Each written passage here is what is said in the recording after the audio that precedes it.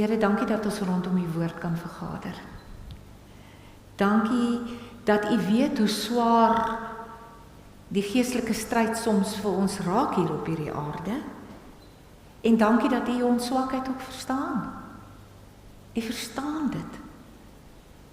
En dankie dat U nie verwag dat ons enigiets uit eie krag moet doen nie, want U ken ons swakheid. En dan kom U en U kom sterf vir ons aan die kruis. En U vat ons swakheid op U. En dan daarby gee U nog vir ons 'n wapenrusting, die waarheid, die vrede. Vryspraak, U gee vir ons 'n skild waar agter ons kan kruip. U geloof in U, die verlossing wat U vir ons gebring het en dan die woord. Leer ons om vandag hierdie laaste 3 stukkies van die wapenrusting dan ook toe te pas in ons lewens, wat dit vir ons logies is, prakties kan wees, waar ons in hierdie stryd elke dag dan staan, om hierdie wapenrusting aan te trek in ons lewens. Bring vir ons hoop, juist daar waar ons so moedeloos is. En maak ons sterk deur die woord en die gees binne in ons. Amen. Ek lees vir julle die laaste die hele hoofstukkie. Althans die Christen se wapenrusting. Verder nog dit. Soek julle krag in die Here en in sy groot mag. Trek die volle wapenrusting aan wat God julle gee, sodat julle op julle pos kan bly, ondanks die listige aanslae van die duiwel. Ons stryd is nie teen vlees en bloed nie, maar teen elke mag en gesag, teen elke gees wat heers oor hierdie sondige wêreld en teen elke bose gees in die lig. Trek daarom die volle wapenrusting aan wat God julle gee, sodat julle weerstand kan bied in die dag van julle onheil en dat julle nie die stryd tot op die einde toe, nadat julle die stryd tot op die einde toe gevoer het, nog op julle pos kan bly staan. Bly dan op julle pos, toegerus met die waarheid as die gordel om julle heupe, die vryspraak deur God as 'n borsharnas en die bereidheid om die evangelie van vrede te verkondig as skoene aan die voete. Daarby moet julle altyd geloof as skild in die hand hê, want daarmee sal julle al die brandpyle van die bose kan afkeer. Sit verlossing as 'n helm op en vat die swaard van die Gees. Dit is die woord van God. Doen dit alles bidtend en smeek by God by elke geleentheid deur die Gees. Wees waaksaam en bid gedurig vir al die gelowiges. Bid ook vir my wanneer ek preek, en dis nou nie vir my nie, maar vir my ook, nee. Dat God my die woord gee, dat ek die geheimenisse van die evangelie met vrymoedigheid kan bekend maak. Terwille van hierdie evangelie is ek 'n gesant in boeye, bid dat ek dit met vrymoedigheid kan verkondig, soos dit aan my opgelê is. En ek dink, julle kan maar vir ons dominees ook bid. Ek wil sommer hier, terwyl julle hierso sit, dat julle ook vanoggend dink aan Ingrid. François moes haar nou hospitaal toe vat. Sy het 'n infeksie wat net nie wil breek nie, wat weerstandig is, en sy word nou opgeneem. So, ek dink asseblief aan ons leraarspaar. Ek dink dit is nie maklik nie. So bid asseblief vir hulle ook dan vanoggend. Nou, ek het vir julle gister gesê dat die eerste 3 van die wapenrusting sê, trek jy nooit af. Haal jy nie af in 'n stryd nie. Jy haal nie jou beld af nie, want jy kan nie beweeg nie. Jy gaan definitief nie jou skoene uittrek nie, want dan kan jy nie beweeg nie. En jou borsharnas gaan jy nie jou hart ontbloot nie. Jou swaard, is dit interessant dat Charles sê, hulle mag nie eers hulle swaard aan hulle klere vasgesit het nie. Hulle moes hom dra. So hulle kon hom neersit, maar hulle moes hom dra. So dis nie iets wat jy gaan hom definitief een of ander tyd neersit, en as jy seker wil eet, gaan jy definitief die hoed van jou kop afhaal, of as jy wil water drink, so jy gaan definitief hierdie helm gaan afhaal, en die skild is 'n lompe groot ding, jy gaan hom definitief neersit, een of ander tyd.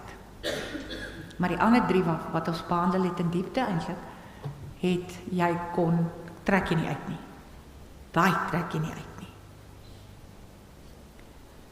Nou daar was 2 soorte skilde wat die Romeinse soldate gedra het en gebruik het met verskillende geleenthede. Die algemeenste enetjie was 'n kleintjie, 'n klein ronde skild wat ongeveer 2 voet in deursnee is. 2 voet is seker so, nee. Ja, 2 voet.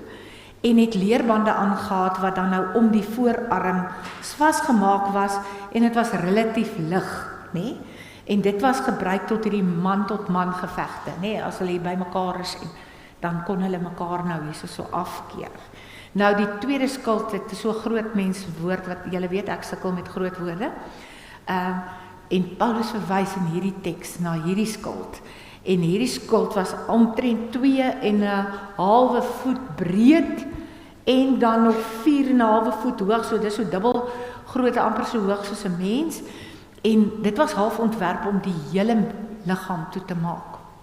En die soldaat se hele liggaam te beskerm, buite nog die borsharnas, né?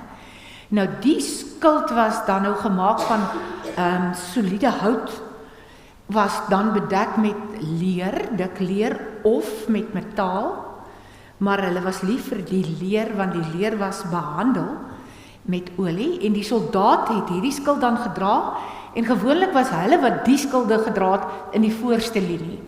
So hulle het heel voorgestaan en hulle het dan agter hierdie skilde weggekruip, en as die soldaat het van voor af gekyk het hulle hierdie muur gesien.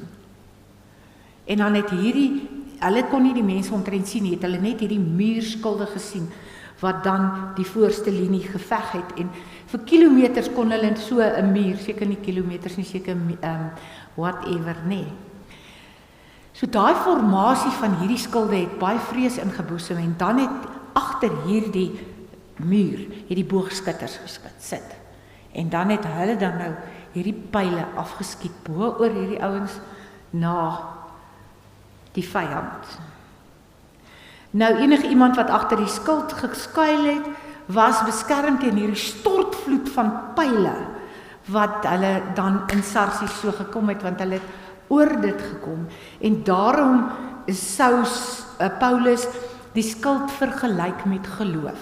Hy sê Paulus praat van vertroue in God is 'n soort geloof wat op God se beloftes steun.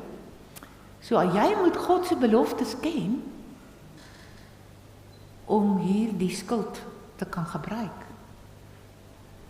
Jy moet God ken so goed om hom te vertrou as die vyand se pyle afkom.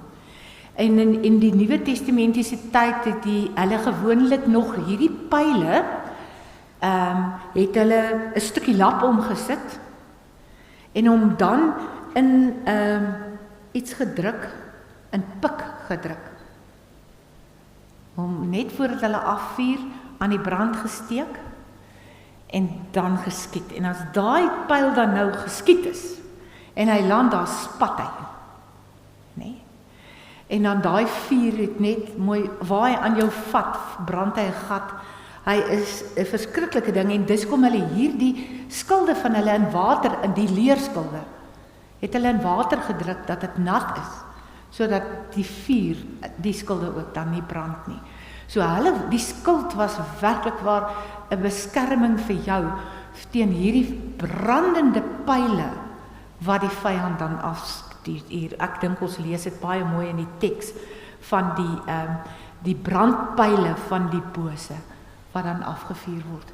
Hulle skiet werklik waar hierdie brandende pyle af.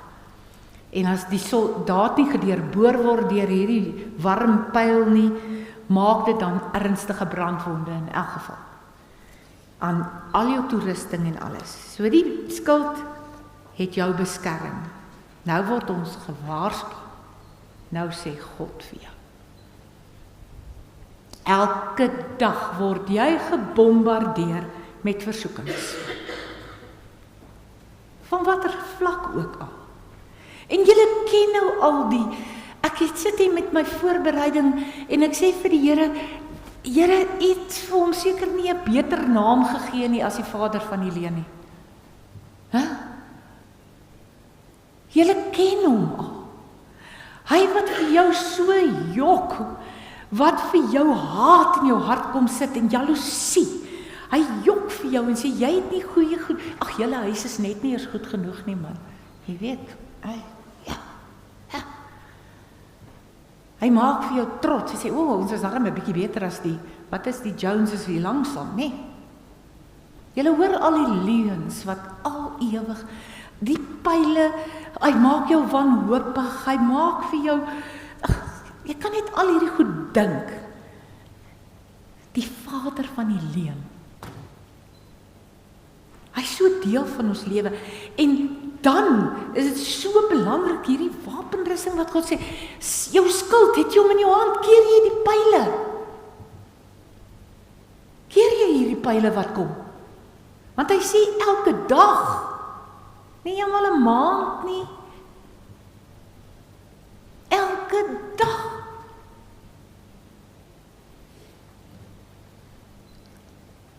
Kom die leuen van die vyand.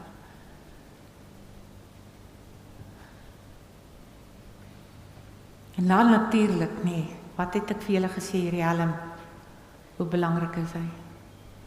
Want wat het ek vir jou gesê, wat doen ons die meeste sonde?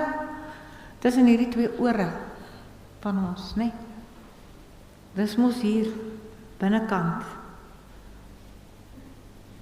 Efesiërs 6 vers 17 staan, neem die verlossing as 'n helm en die swaard van die Gees, en dit is die woord van God. Die Romeinse soldaat sou nie sonder 'n helm geloop het nie.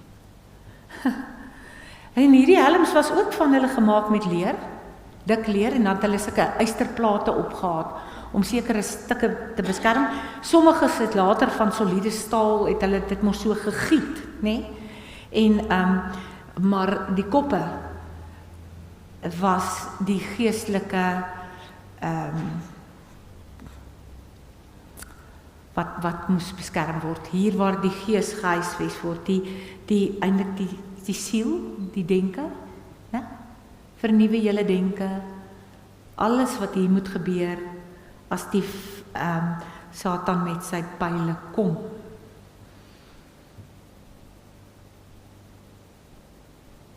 Waar vind jou grootste geestelike stryd plaas? Binne in ons eie gedagtewêreld. Binne in ons gedagtes. Ons begin twyfel. Ons begin bang word. Ons kry skaam. Dit is alles net goed wat hier gebeur, hè?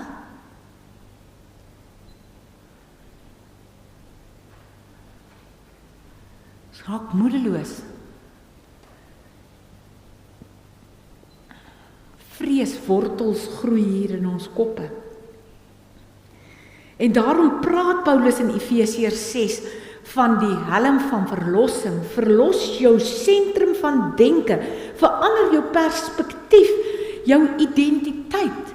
Wie is jy? Wie het ek gesê is jy? Kind van God, verloste, gesalfde. Meer as die oorwinnaar, ken jy dit? Ken jy hierdie woorde wat God van jou sê, sodat jy die pile kan afkeer met jou skuld?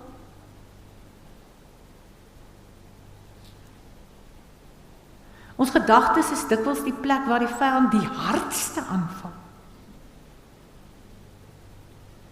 Ek weet nie of julle al met iemand gepraat het, of selfs met 'n kind gepraat het wat moedeloos is, of as jy sit met in 'n beradingssessie en jy sien hierdie persoon is moedeloos en jy kan na 'n uur, ek het verlede Saterdagmiddag het ek so sessie gehad met mense wat my besoek het en ek kon agterkom hoe wanneer die verligting kom, wanneer daai swaar oor die brein amper weggaan.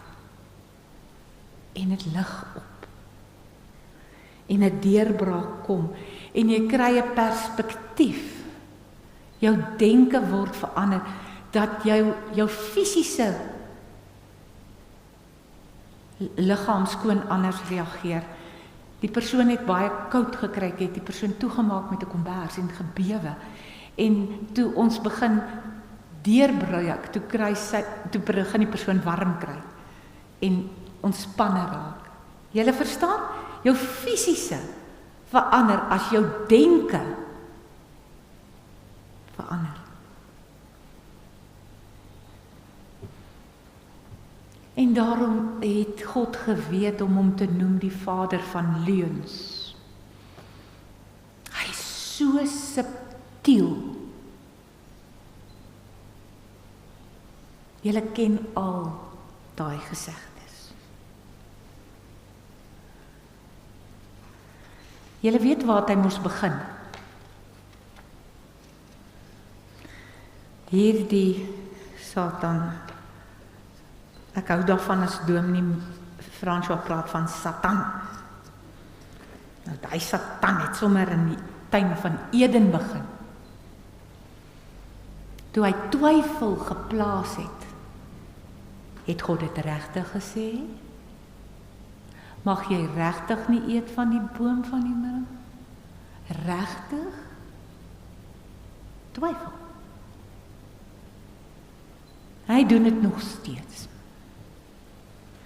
Vertroue in God se woord, God se karakter en God se genade is dit wat jou gaan beskerm. Die pile wat jy moet afkeer met die beloftes wat God vir jou gee. Ja, partykeer verslap ons. Maar beskerm jouself deur dit. En ek dink die belangrikste een is sekerlik vir my hierdie swaard. Nou weet ek steeds nie eens waar is ek nou nie. Hierdie swaard. Charles, wil jy nie nou vir ons kom vertel hoe werk hierdie swaard nie, want dit gaan nou presies inpas waar ek nou in my preek is.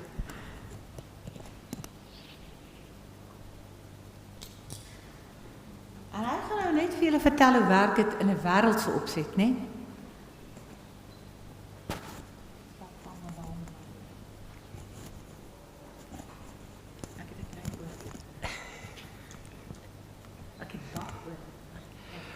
Goeiemôre. Hierdie is 'n seremonieele swaard, so dis nie 'n swaard waarmee jy gaan oorlog maak of gaan mee beklei nie.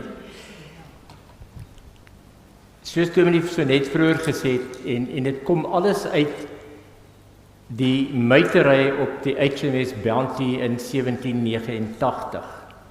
Dat vlootoffisiere nie soos ander weermagsdele 'n sambreel gedra het en die sabel is vas nie. Ons moet hom dra, met hom fisies in jou hand dra.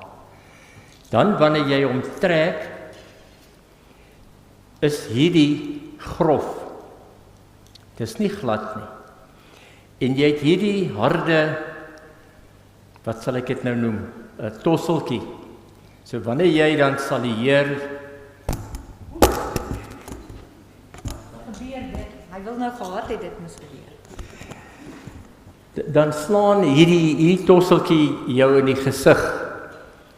En dit herinner jou as 'n offisier in die vloot dat jy nooit mag teruggaan op jou woord nie. En dit het alles sy oorsprong in wat op die Bounty in 1789 gebeur het.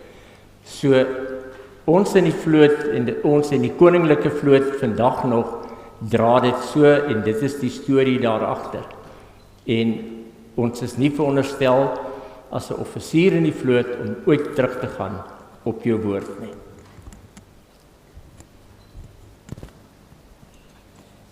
Dis interessant dat hy die woord gebruik, né? Hulle mag nie teruggaan op die woord nie, die woord. En wat sê die Here, wat is die swaard? Dis die woord van God. Dit is my so interessant. Ek het hier geskryf dat in die 1ste eeu, wanneer Romeinse voetsoldate 'n man tot man geveg betrokke was, was die swaard die belangrikste wapen vir die oorwinning. Die swaard waarna Paulus hier verwys is nou nie so 'n lang nommertjie nie, maar hy was ook handig, né? Hy was 'n kortetjie. Hulle het hom, ek gaan nie die naam sê nie, het so 6 tot 18 duim lank gewees. Ek dink is seker soveel, ek weet nie. En die was baie handig. Hy kon die ou steek en uittrek. En dan die volgende ou weer vinnig. So die swaard is 'n handige, vinnige wapen wat jy trek, gebruik, trek, gebruik. Ai, is 'n lekker wapen hierdie. In Hebreërs 4 vers 12 staan daar die woord van God is lewendig en kragtig. Dit is skerper as enige tweesnydende swaard en dit dring deur tot die skeiding wat skeiding maak tussen siel, gees, gewrigte en murg. Dit beoordeel die bedoelings en die gedagtes van die hart. Ja. In Matteus 4 gebruik Jesus die woord van God in sy stryd teen die Satan in die woestyn. Dis al wapen wat hy gebruik het. Is die woord. Hoe beter toegerus sal ons wees as ons die woord ken, hè? Om dit skerp en bruikbaar te hou, om onsself veilig te hou, is om die woord te ken. Ons het as kinders altyd swaard in die skede gespeel. Ek weet nie of julle dit ook gedoen het nie. Dan sit jy mos die swaard onder jou arm. Dan skree die oom of die tannie, swaard in die skede, as jy swaard in. Dan sê hy, Genesis 3 vers 25, en dan moet jy hom uitpluk. En die een wat eerste die teks het, hy die stryd gewen. En ek wonder vandag, as ek dit nou sê, dan wonder ek of die kinders eers die Bybelboeke ken. En of hulle weet hoe werk die hoofstukke en die verse, want elke jaar dan leer ons dit nou by die kindertjies vir hulle, want hulle weet nie eers meer hoe om hierdie swaard te gebruik nie, as gevolg van, waar is my selfoon in my handsak? Alles wat op internet is, jy druk net die versie maar in, nee.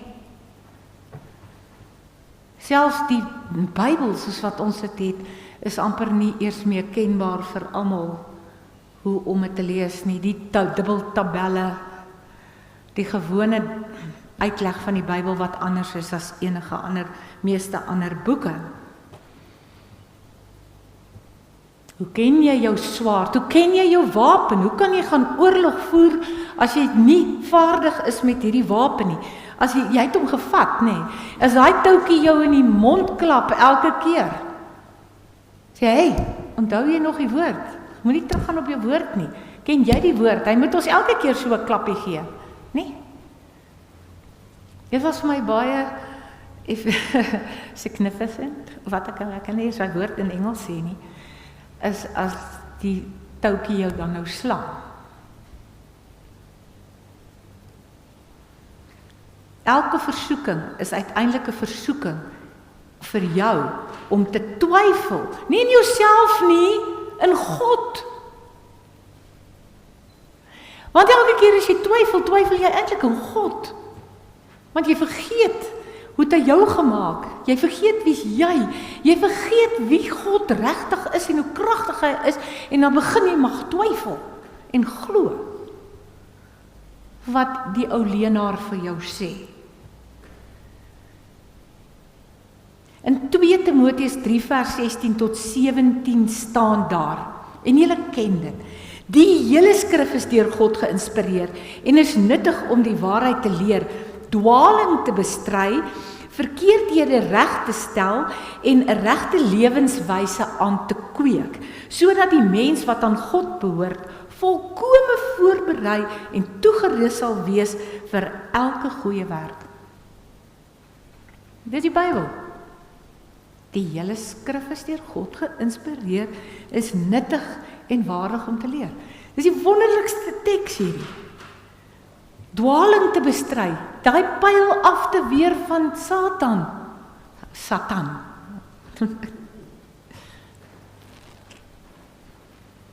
Daai toukie moet ons klap. Herinner aan die woord.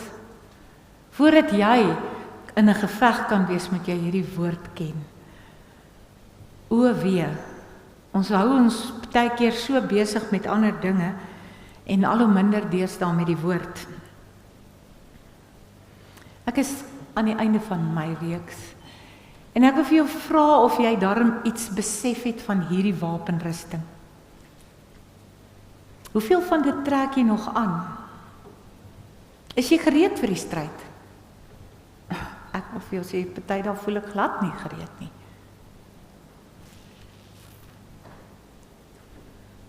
Vanoggend, ek gaan nou 'n voorbeeld noem. Toe ons 'n BK vergadering het, vertel Charles hulle ons van 'n skool in Middelburg wat toegemaak het, nie? Dit is my verskriklik. Ek het 'n kleinkind wat volgende Vrydag gebore moet word. Wat lê in die toekoms van skole?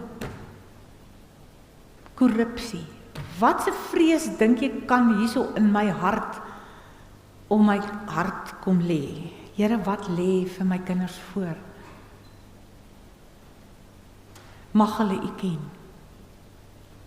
Mag hulle U wapenrusting ken. Mag hulle U krag ken. Mag hulle U woord ken. Want hoe gaan jy jou gedagtes suiwer hou? Hoe gaan jy in vrymoedigheid leef? Hoe gaan jy die vrede aan ander mense verkondig en selfs aan jou kinders en kleinkinders sonder die wapenrusting? Hoe gaan jy hierdie wapen hoog kan gebruik, stewig in jou hand te kan vashou? As jy hom nie ken nie.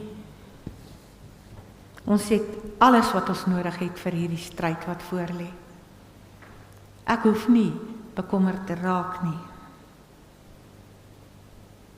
En ek raak, want ek is 'n mens. Ek raak bekommerd. En dan dink ek aan hom Pikkie wat vir almal bid. Ekskuus julle, oom Pikkie, pik ek op jou. Ek pik op hom Pikkie. Nou, is reg. Moet ons nie meer bid vir ons skole nie. Moet ons nie meer bid vir ons onderwysers en ons dokters en ons verpleegsters en julle, ons kan dit nie anders as om biddend te leef nie. Mense om ons op te dra aan God, dankie te sê vir aftreeoorde, julle, dankie vir beskerming.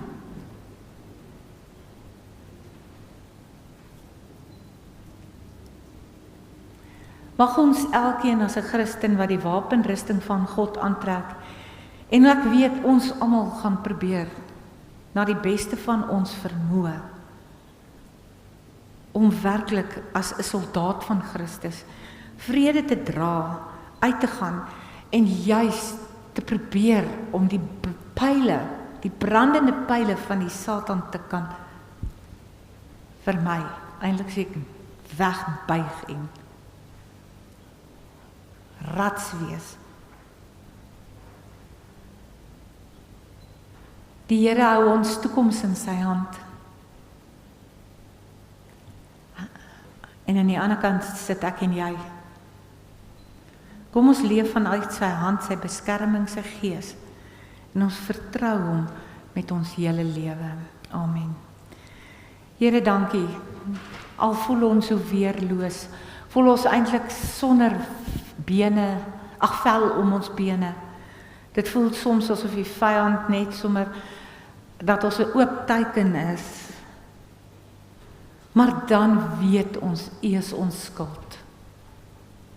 Al die beloftes in die woord wat U vir ons gee, herinner ons daagliks daaraan. Wanneer ons U gebruik as 'n skild, wanneer die aanvalle kom, dat ons weet waarom, waar agter skerm ons. Here, en as die aanvalle teen ons kop kom, dat ons weet, U is ons verlosser. U het die vyand reeds oorwin met sy bose listige planne. Mag elkeen van ons uit U woord uit leer en leef in U naam alleen. Amen.